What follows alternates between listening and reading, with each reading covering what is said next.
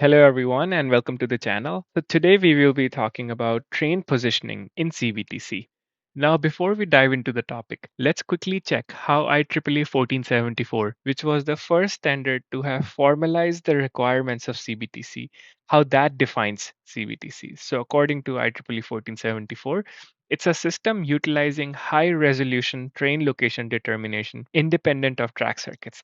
So this independence of track circuits, it's not just a feature, it's actually the very core of CBTC. If I were to show it in a diagram, what in fixed block systems used to be handled by track circuits and axle counters to find the train occupancy and train vacancy, in CBTC instead, it is train itself that reports its location to the wayside ATP. So if these are hypothetical positioning points along the track, then the train itself will tell the wayside ATP that its front extremity is at 1 and the rear extremity is at 6. The wayside ATP then would take that information and then it would determine the area occupied by the train, then uses that information to send the following train a target point and a movement of authority. All of this that I'm showing is just one example of how a function of CBTC uses train position. If you were to actually read IEEE 1474.3, which lists out functions that are to be carried out by CBTC, you'll see that almost all of them depend on train location one way or the other. All of that is to say that the entire CBTC implementation rests on one critical question: where is the train precisely?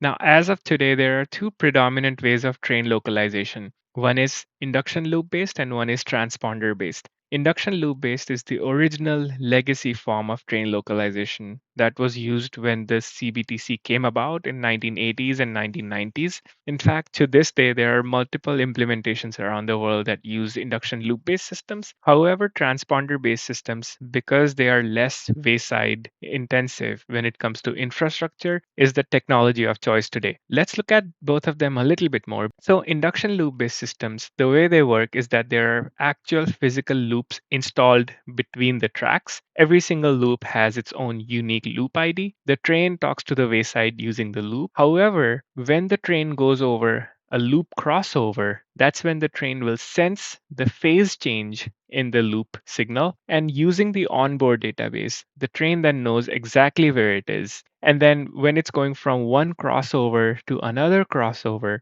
it uses odometry to know how far it has traveled. In the transponder based systems, somewhat similar is that the train knows where it precisely is when it's over a transponder. However, when it goes from one transponder to another, it uses odometry to know how far it has traveled. The one difference is that in induction loop based systems, it's these induction loops that the train uses to communicate with the wayside ATP. However, on the transponder based systems, that communication is generally handled by a radio based system such as Wi Fi, 4G, or even 5G in some upcoming implementations.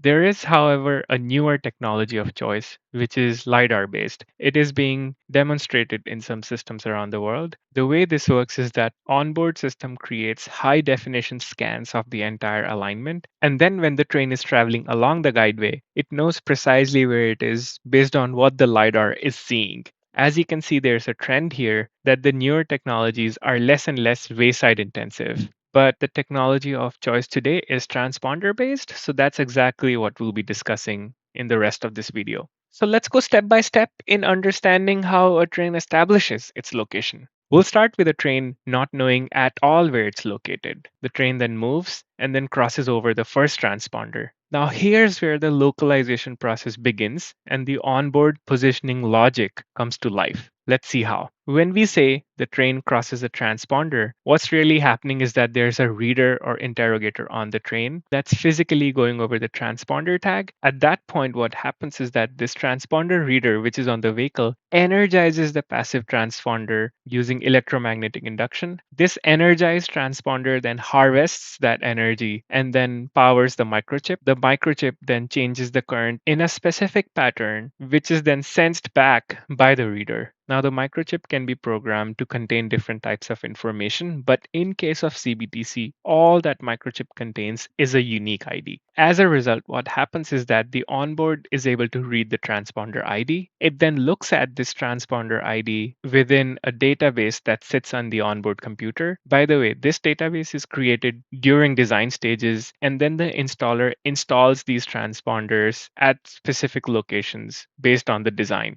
So back to where we were. At this point, the train reads transponder with the ID XYZ. And at that point, the onboard computer reads the rest of the database and sees that the transponder XYZ is actually on line ML1 and is actually at location 100. It correlates that information and then concludes that the train's reader must be at the location 100 on line ML1. Now, the next significant calculation that onboard does is that it extrapolates that information to then determine where the train's front end is and where the train's rear end is. But for the onboard to perform that extrapolation, it actually needs to know three important pieces of information. The first one is how far is the train front from the transponder reader, because that's how it will be able to extrapolate the train front from where the transponder was read. The next is how far is the train rear from where the transponder is. And that's actually more challenging because that number can be different based on whether it's a 3-car train or whether it's a 4-car train. And then the onboard also needs to know the train direction because when it reads the transponder, all the onboard knows is that the transponder reader, which is on the train, is physically located on the transponder, but it does not know whether the train is going in up direction or whether it's going in down direction because in both cases, as you can see, the extrapolation of the front extremity and back extremity will be different. So let's solve these pieces one by one. The first one is relatively simple because the details of where the reader is placed with respect to the front coupler head and with respect to the rear coupler head of this car, that information is generally determined during the design stage. And so once that information is determined, it can be hard coded into the system.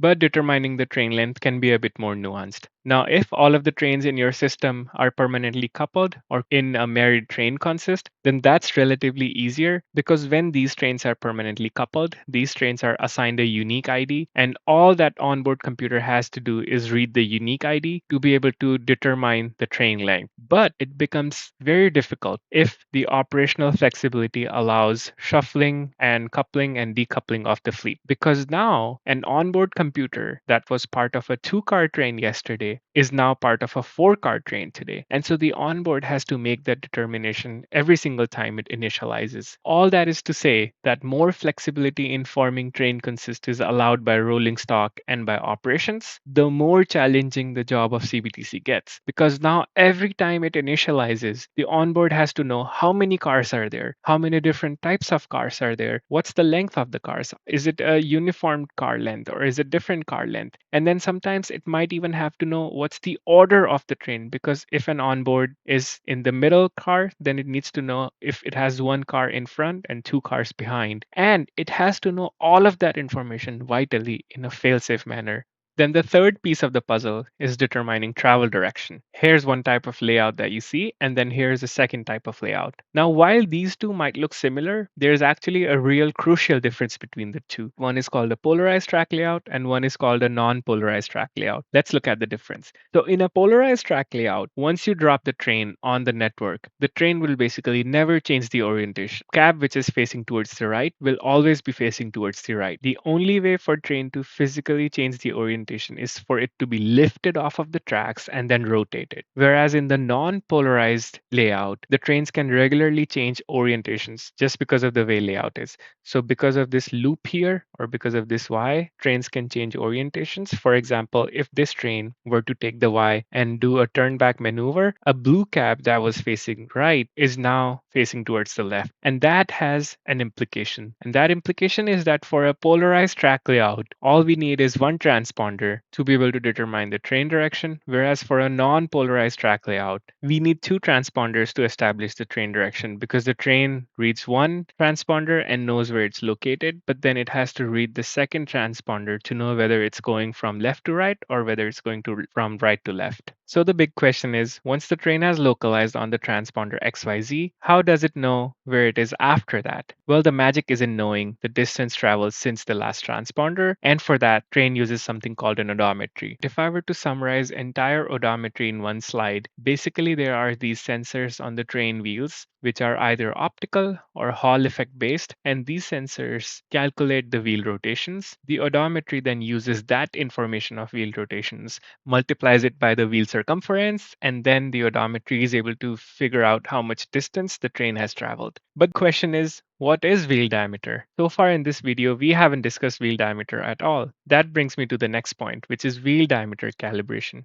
You see, what I was showing you was just a localization transponder with ID XYZ, but there's also something called calibration transponders, which are in pairs, and we'll see how they work. So the way calibration works is that when the train goes over first calibration transponder, it also starts calculating the number of wheel rotations. And so when it reaches the second calibration transponder, at that point, it has the number of wheel rotations from the odometer. It also has the distance traveled, but not based on odometry. It has the distance traveled based on the onboard database. So the onboard database will say calibration transponder 1 is at such and such location, calibration transponder 2 is at such and such location, and the onboard then uses that distance to then back calculate the wheel diameter. And that's how calibration works. So now we know that when train goes over a transponder, it knows its precise location, and then between going from one to the next, it updates its coordinates based on the odometry. So far, everything sounds precise and mathematical. However, here's the catch. The real world is messy. Sensors drift,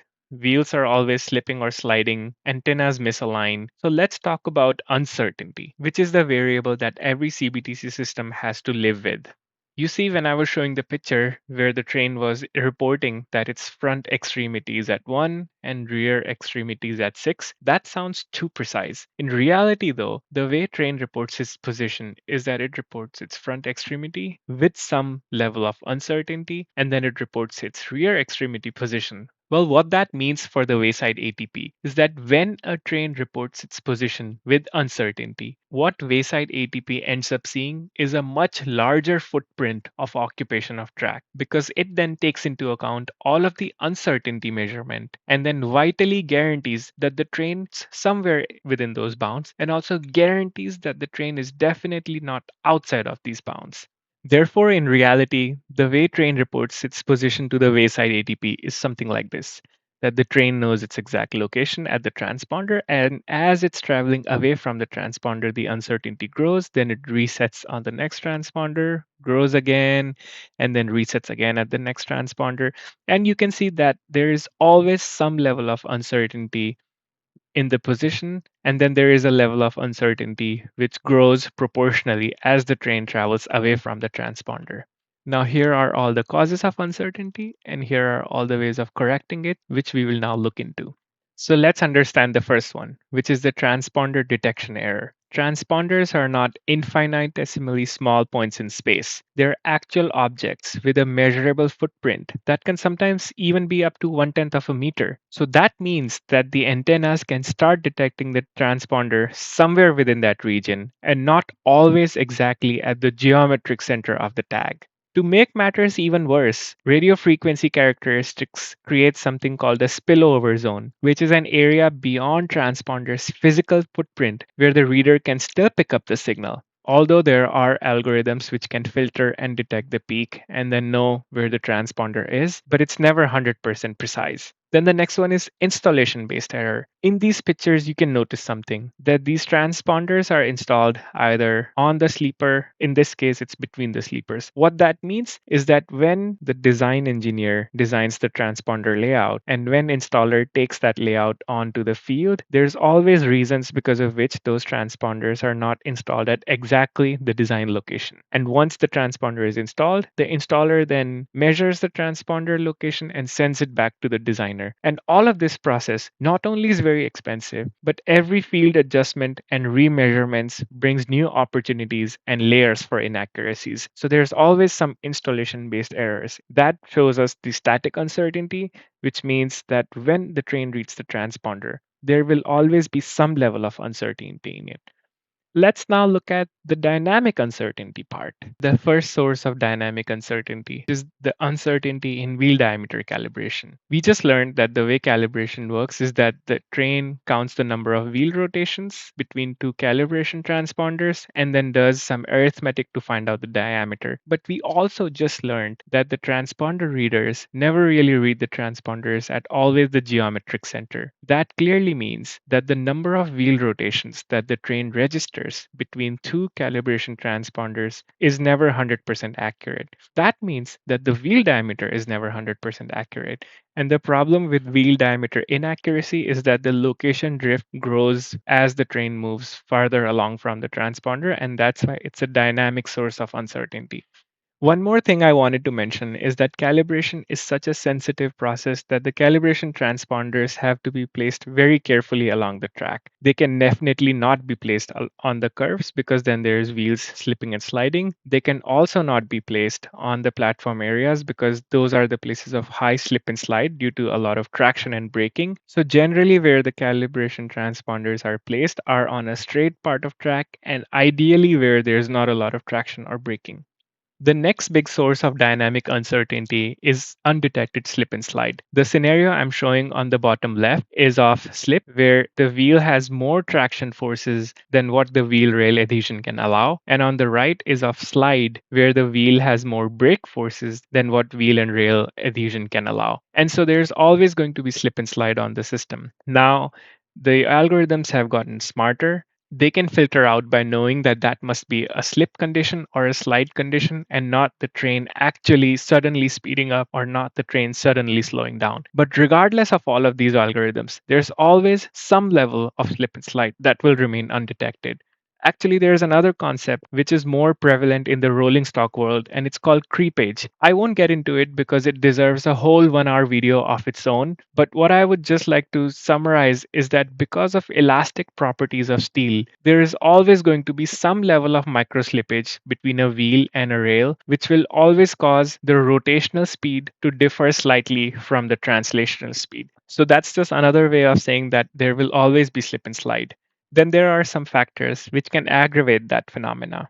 Trains have different configurations of axles. There can either be an axle which has both traction and brakes on it. There can be axles which only are braked. Then there are these freewheeling axles which do not have either traction or braking.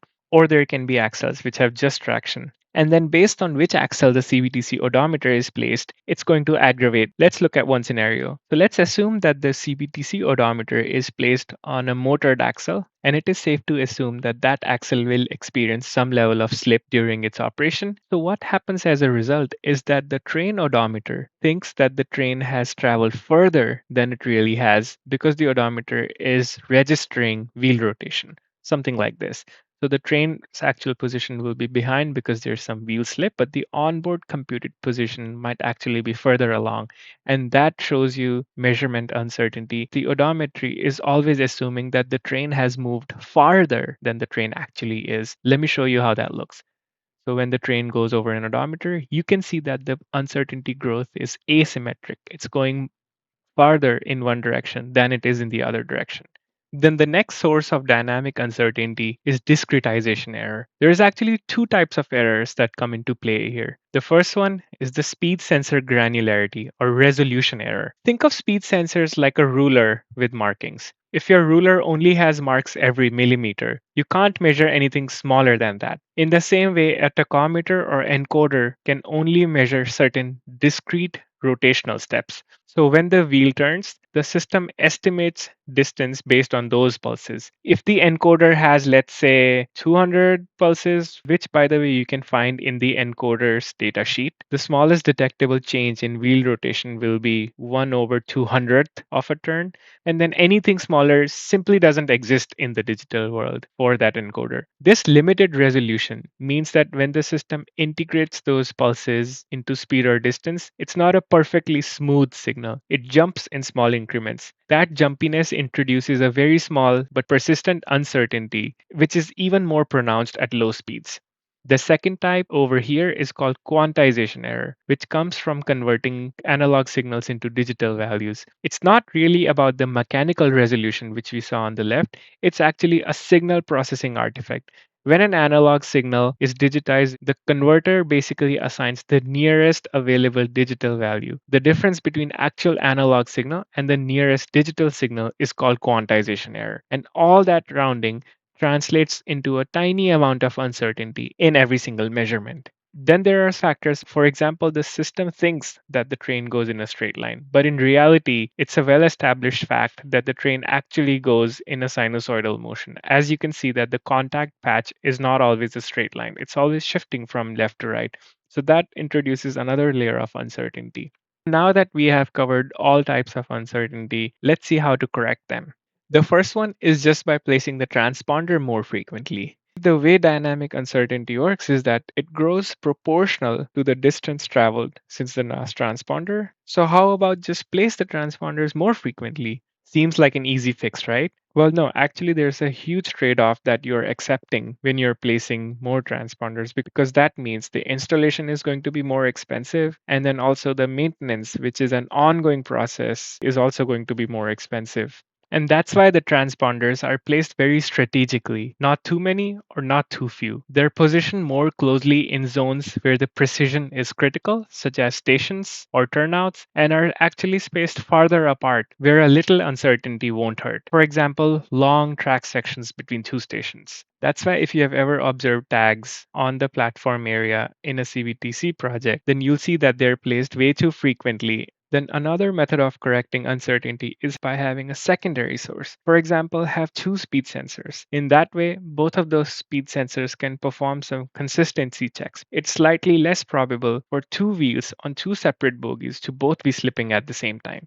Then there are sensors which are not dependent on wheel rotation. For example, accelerometer and Doppler radars. These accelerometer sensors are placed on the car body and they can sense the acceleration. So if a wheel is slipping, the odometer might say that there was a sudden bump in acceleration, but the accelerometer, which is instead on the car body, will be able to identify the train is actually still moving at the same speed or acceleration. Then there are Doppler radars. The way Doppler radar works is that the radar emits a wave towards the track surface, and then that wave bounces off and then comes back to the sensor. Now, if the train is moving, the frequency of the reflected wave changes slightly depending on the train's velocity relative to the ground. And then by measuring this frequency shift, the onboard computer can calculate how fast the train is moving. The faster the train moves, the greater the frequency shift. And so that means that when the odometer is sensing wheel slip, the Doppler radar, which is attached to the car body, is able to look at the track surface and then determine that the train is actually not moving as fast as the odometer thinks the train is. And so that way, Doppler radar, in conjunction with speed sensor, is able to filter out some slip and some slide. That brings me to the end. Hopefully, this video has been informative, and I'll see you in the next one.